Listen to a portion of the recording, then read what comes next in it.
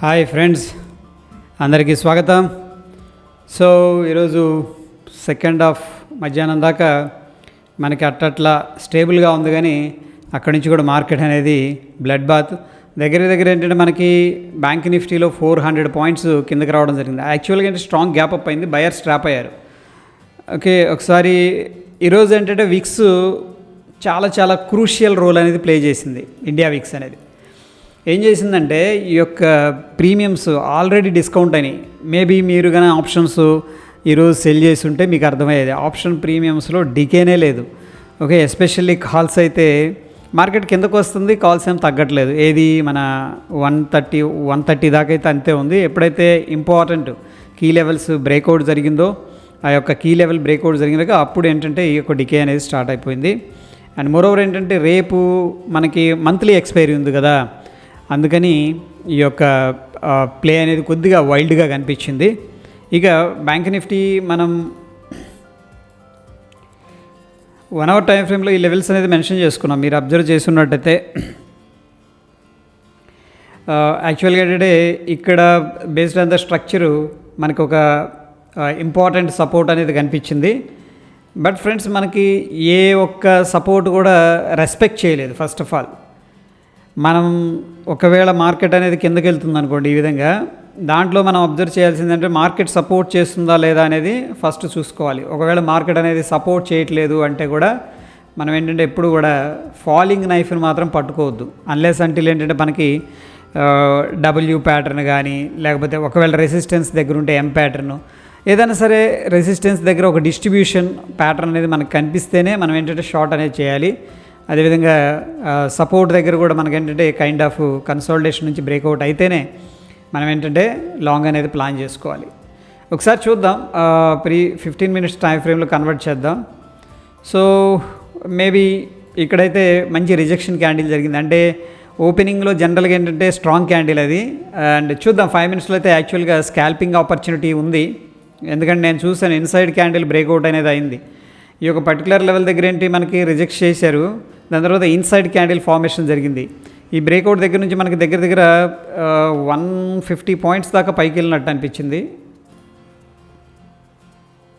55 points. Okay, so maybe స్కాల్పర్కి ఎంతో కొంత benefit ఉండొచ్చు. దాని తర్వాత ఏం జరిగింది, మనకి మార్కెట్లో పైకి వెళ్ళింది, గ్యాప్ అప్ అయింది, పైకి వెళ్ళింది.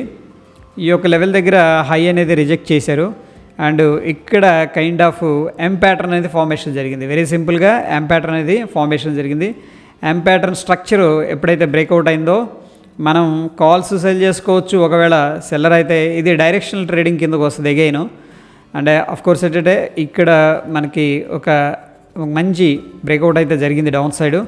దాని తర్వాత ఫ్రెండ్స్ ఇక్కడ ప్రీవియస్గా మనం ఈ యొక్క రేంజ్ అనేది మెన్షన్ చేసుకున్నాం. చూడండి, based on the market structure ఇది 44,599 అంటే 600 లెవెల్ అనేది మెన్షన్ చేసుకున్నాం, రైట్?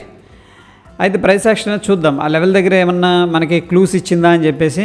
ఆబ్వియస్గా ఏంటంటే ఆ లెవెల్ దగ్గర బయింగ్ యాక్టివిటీ కనిపించింది. ఒక విషయం అనేది గుర్తుపెట్టుకోండి, ఎప్పుడు కూడా ప్రైస్ యాక్షన్ కన్నా మీరు ఫాలో అవుతున్నారు అంటే మనకి ఓన్లీ రిజెక్షన్ క్యాండిల్స్ ఇవన్నీ కూడా ఏంటంటే ఇండిసిషన్ క్యాండిల్స్. దాని తర్వాత మనకి స్ట్రాంగ్గా ఫాలోఅప్ క్యాండిల్ అనేది ఉండాలి. లేదు అంటే కూడా మనం అవాయిడ్ చేయొచ్చు ట్రేడ్. ఓకే, సో ఎనీహౌ దీన్ని ఒకసారి చూద్దాం. లోవర్ టైం ఫ్రేమ్లో మేబీ డిఫరెంట్గా ఉండొచ్చు. 5 మినిట్స్ టైం ఫ్రేమ్ ఎక్కువగా ఇంట్రాడేలో ఫాలో అవుతాం కాబట్టి ఇక్కడైతే కొంత ప్రాఫిట్ బుకింగ్ చేశారు. ప్రాఫిట్ బుకింగ్ అంటే ఏంటి, ఈ యొక్క డోజీ యాక్చువల్ 15 మినిట్స్లో డోజీ. దాని తర్వాత ఇది ఏం క్యాండిల్ ఇది ఫాలో అప్ క్యాండిల్ ఇక్కడ కనిపించింది. దాని తర్వాత మేబీ ఈ యొక్క క్యాండిల్ కింద లేదంటే ఎం ప్యాటర్న్ కనిపించింది. ఇంకొంచెం లోవర్ టైం ఫ్రేమ్స్కి వెళ్ళేకుంది. మనం ఎందుకు లోవర్ టైం ఫ్రేమ్స్కి వెళ్తున్నాం? లోవర్ టైం ఫ్రేమ్స్కి ఎందుకు వెళ్తున్నామంటే మన రిస్క్ని తగ్గించుకొని మంచి రిఫైన్ చేసుకొని ఒక ఎంట్రీ తీసుకోవడం కోసం. ఓకేనా, అందు గురించి మనం లోవర్ టైం ఫ్రేమ్స్ అనేది ప్రిఫర్ చేస్తాం. అయితే ఫ్రెండ్స్ ఇక్కడ 5 మినిట్స్ టైం ఫ్రేమ్లో చూద్దాం. వెరీ గుడ్ రికవరీ అనేది కనిపించింది. ఇక్కడ చూడండి మంచి బుల్లిష్ ఎంగల్ఫింగ్ క్యాండిల్ అనేది కనిపించింది. But none of the candle ఏంటంటే ఫాలోఅప్ చేయలేదు. ఇక్కడ ఇటువంటి కన్సోలిడేషన్ తీసుకుంది. యాక్చువల్గా ఒక స్ట్రాంగ్ బ్రేక్అవుట్ వస్తే కానీ అక్కడ నుంచి మళ్ళీ జనరల్గా మనం సపోర్ట్ ఉన్నప్పుడు ఏం చేస్తాం, ఇది సపోర్ట్ ఫ్రెండ్స్. ఇక్కడ మార్కెట్ ఇలా వస్తూ ఇక్కడికి వచ్చింది, ఏం చేస్తాం, ఎప్పుడు కూడా ఫస్ట్ అటెంప్ట్లో మీరు బై చేయకూడదు. మనం ఫస్ట్ దాన్ని ఆపలేం. It is a falling knife. ఎప్పుడైతే ఇన్స్టిట్యూషన్స్ బిగ్ ప్లేయర్స్ అనేవాళ్ళు అక్కడ పార్టిసిపేట్ చేశారో మనకేంటంటే అనుకున్నాం కదా, కైండ్ ఆఫ్ ఇటువంటి ప్యాటర్న్స్ అనేవి కనిపిస్తూ ఉంటాయి, రైట్? లేదు అంటే ఒక్కొక్కసారి ఇట్లా కన్సాలిడేషన్ తీసుకొని రౌండింగ్ బాటమ్ ప్యాటర్న్ కూడా కనిపిస్తుంది. ఓకే, అన్లెస్ అంటిల్ మనకి ఏంటంటే స్ట్రాంగ్ ప్యాటర్న్ అనేది ఉంటే మనం ఏంటంటే లాంగ్ తీసుకుంటాం. అగైన్ ఏం చేశారు, ఇక్కడ ఈ యొక్క క్యాండిల్ మాత్రమే గ్రీన్ ఉంది, మొత్తం కూడా ఇండికేషన్. దాని తర్వాత స్ట్రాంగ్ బ్రేక్అవుట్ జరిగింది. చూడండి, ఈ యొక్క లెవెల్ దగ్గర ఇంత అగ్రెసివ్గా సపోర్ట్ తీసుకుంది చాలాసార్లు, బట్ ఇక్కడైతే అగ్రెసివ్ బ్రేక్అవుట్ జరిగింది, మళ్ళీ రీటెస్ట్ అనేది చేసుకుంది, అక్కడి నుంచి కిందకు వెళ్ళింది. ఈ క్యాండిల్ చూసి ఒకవేళ మనం ఎంట్రీ తీసుకోవాలంటే మన స్టాప్ లాస్ వచ్చేసరికి ఈ యొక్క స్వింగ్ దగ్గర పెట్టుకోవాల్సి వస్తుంది. ఓకేనా, ఏది ఆ యొక్క క్యాండిల్ బ్రేక్అవుట్ జరిగిన తర్వాత మనం షార్ట్ అనేది ఇనిషియేట్ చేసుకుంటే. అండ్ ఆఫ్ కోర్స్ ఏంటంటే 15 మినిట్స్ టైం ఫ్రేమ్లో కానీ 5 మినిట్స్ టైం ఫ్రేమ్లో కానీ మనకి అగైన్ స్ట్రాంగ్ కన్సోలిడేషన్. ఎప్పుడైతే ఈ యొక్క లెవెల్ బ్రేక్అవుట్ అయింది, ఏంటి ట్రెండ్ అనేది షిఫ్ట్ అయిపోయింది, ట్రెండ్ డౌన్ సైడ్కి వెళ్ళిపోయింది. ఎందుకంటే మనం అక్కడ మార్కెట్ స్ట్రక్చర్ ప్రకారం ఒక లెవెల్ అనేది డ్రా చేసుకున్నాం. ఆ లెవెల్ వచ్చేసరికి ఇంపార్టెంట్ లెవెల్ కూడాను ఏది 44,600 లెవెల్. ఎందుకు ఇంపార్టెంట్ లెవెల్ అంటే చూడండి, అబ్జర్వ్ చేయండి, 44,500 44,500 దగ్గర హెవీగా ఓపెన్ ఇంట్రెస్ట్ ఉంది. అండ్ మార్కెట్ చాలా ట్రై చేసింది పైకి వెళ్ళడానికి, వెళ్ళిందా? వెళ్ళలేకపోయింది. డైరెక్ట్గా ఏం చేశారు, ఫైనల్గా స్ట్రాంగ్ క్యాండిల్, అంటే ఎక్కువ మంది ఏం చేశారంటే సెల్లింగ్ సైడే పార్టిసిపేట్ చేశారనమాట. ఇక మనం అక్కడ ఉండకూడదు. అది ఎందుకంటే ఇంపార్టెంట్ లెవెల్ అనేది బ్రేక్ డౌన్ జరిగింది. అండ్ మోరోవర్ ఏంటంటే మనం ఆల్రెడీ ఈ యొక్క లెవెల్ అనేది 1 అవర్ టైం ఫ్రేమ్లో చక్కగా మార్క్ చేసుకున్నాం. అది బ్రేక్ డౌన్ జరిగింది కాబట్టి మనం ఏం చేస్తాం, షార్ట్ సైడ్ అనేది ప్లాన్ చేసుకుంటాం. ఇక్కడ ఏమిటంటే మనకు కన్సోలిడేషన్ అనేది తీసుకుంది ఒక బాక్స్లో, రైట్?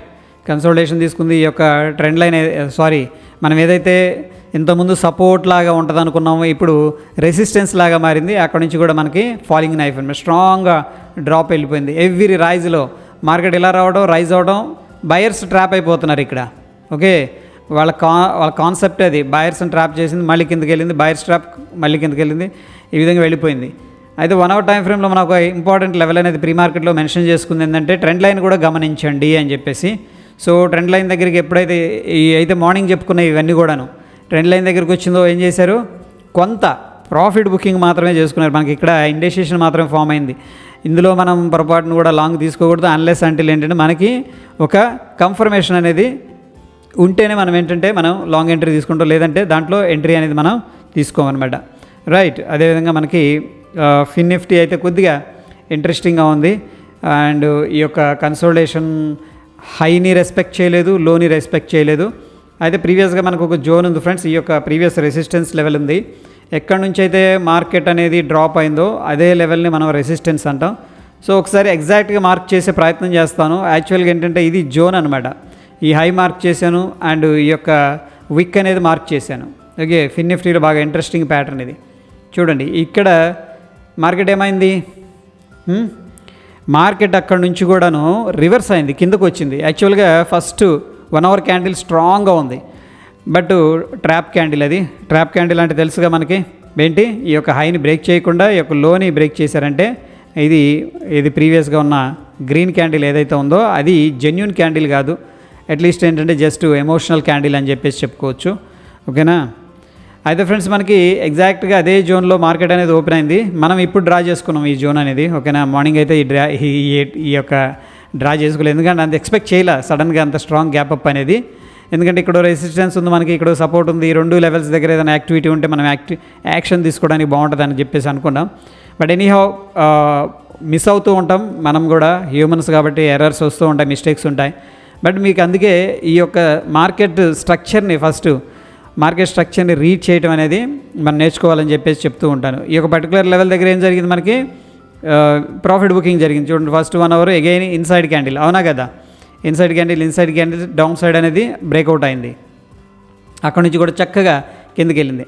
అయితే మనం లెవెల్స్ అనేవి డ్రా చేసుకున్నాం కదా, మరి వాటి పరిస్థితి ఏంటి అనేది లోవర్ టైం ఫ్రేమ్స్లో ఒకసారి చూద్దాం. ఎక్కడ కూడా ఏంటంటే రెస్పెక్ట్ చేయాలి, అండర్స్టాండ్ చేసుకోండి ఈ పాయింట్ని.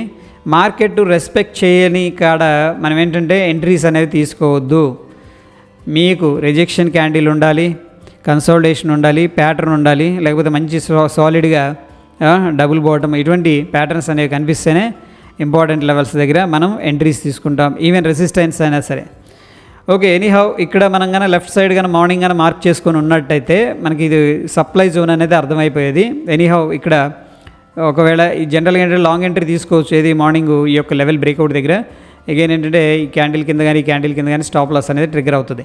దాని తర్వాత ఫ్రెండ్స్ మనకు చక్కగా ఈ యొక్క ఎం ప్యాటర్న్ ఫార్మేషన్ జరిగింది చూడండి, ఇది హై అండ్ ఇక్కడ ఎం ప్యాటర్న్ ఫార్మేషన్ జరిగింది. కొద్దిగా రిస్క్ తీసుకోగలిగితే ఈ యొక్క స్వింగ్ హై పైన అక్కడి నుంచి కూడా మార్కెట్ అనేది డ్రాప్ అయింది. అగైన్ కన్సోలిడేషన్, అంటే ఇది ఎలా ఉందంటే kind of drop and flag అనమాట.